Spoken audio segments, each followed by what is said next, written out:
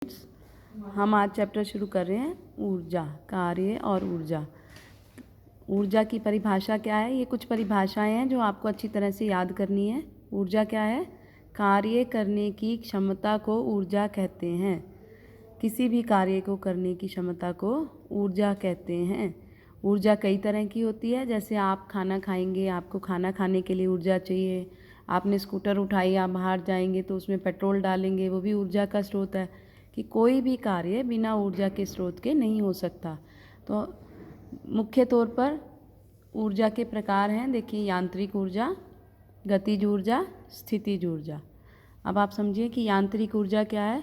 वस्तु में उसकी विशेष स्थिति, आकृति अथवा गति के कारण मौजूद कार्य करने की क्षमता को यांत्रिक ऊर्जा कहते हैं। ये एमई लिखा है, इसका मतलब मैकेनिकल एनर्जी। इंग्लिश में इसको मैकेनिकल एनर्जी कहते हैं।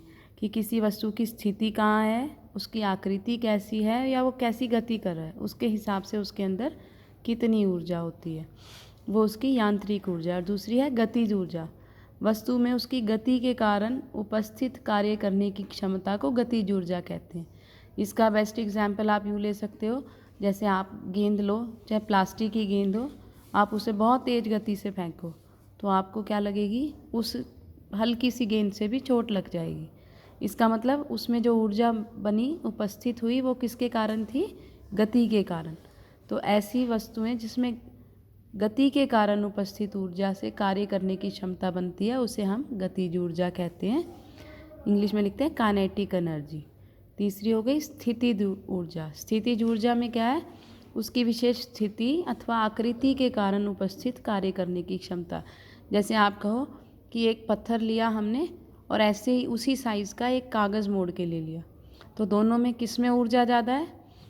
पत्थर में, क्योंकि उसकी विशेष आकृति है जिसके कारण उसके अंदर ऊर्जा निहित है।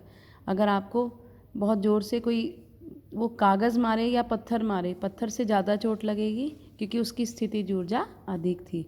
अब देखिए, जैसे बांध में संचित पानी और चाबी भरे हुए खिलौने की ऊर्जा, ये दोनों क्या है? स्थितिज ऊर्जा हैं। बांध में जितना पानी आपने संचित कर रखा है, एकदम ऊंचाई से नीचे आएगा तो वो क्या करेगा? पानी से बिजली बनाएगा। तो ये ऊर्जा कहाँ से आई थी? पानी में संचित थी, जो बांध पर पानी एकत्रित किया था। तो ये स्थितिज ऊर्जा का उदाहरण है। तो इस तरह से ऊर्जा के प्रकार आपने करने हैं। अगला लिखा हुआ है, मैं आपको अभी सिर्फ परिभाषा याद करा रही हूँ। आपने आज यही परिभाषाएं याद करनी है, स्थितिज ऊर्जा। और उसके बाद है ऊर्जा संरक्षण का नियम।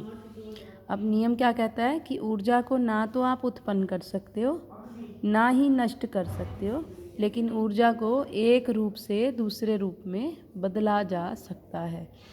इस सृष्टि में जितनी भी ऊर्जा है वो निहित है, मतलब जितनी है आप ना तो उसे बना सकते हो ना ख़त्म कर सकते हो, सिर्फ आप उसे एक रूप से दूसरे रूप में बदल सकते हो। यह ऊर्जा संरक्षण का नियम है।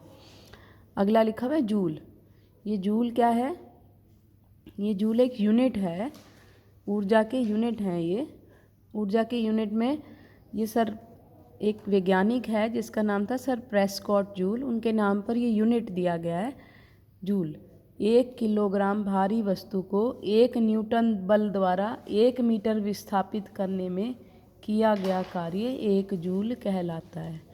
जैसे हम भार को किलोग्राम में नापते हैं, अलग अलग चीज़ों को नापने के लिए अलग अलग मात्रक का इस्तेमाल करते हैं, ऐसे ही ऊर्जा को नापने के लिए हम जूल का इस्तेमाल करते हैं। जूल एक मात्रक है। उसके अलावा अगला है वाट। यह उस उपकरण की शक्ति है जो 1 जूल कार्य प्रति सेकंड करता है। अब वॉट भी एक साइंटिस्ट का नाम है, वैज्ञानिक का, सर जेम्स वॉट, जिन्होंने भाप का इंजन बनाया था।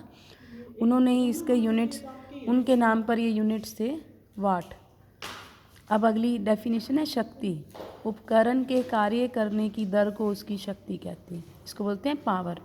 जैसे आप कोई बल्ब खरीदने जाओ, आप कहते हैं ना 100 वाट का दे दो, 20 वाट की एलईडी दे दो, 50 वाट का दे दो। वो वाट क्या है? उसकी शक्ति है कि वो कितना कार्य कितने समय में करेगी।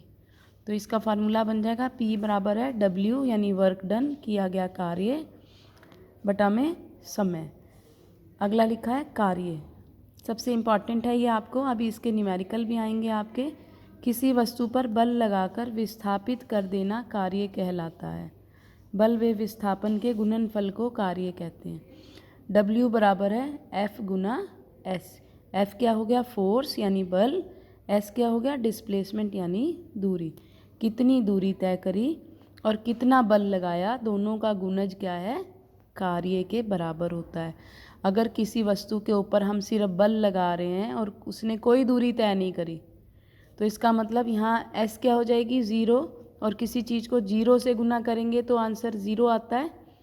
तो इसका मतलब क्या हुआ कि किया गया कार्य शून्य हो जाएगा अगर हमने वस्तु पर बल लगाया और वस्तु ने कार्य नहीं करा। जैसे आप देखो, किसी दीवार पर धक्का लगाओ, आप बहुत ज़ोर लगा रहे हो, बहुत ज़ोर लगा रहे हो, पर कोई कार्य नहीं हो रहा है। इसका मतलब क्या हुआ?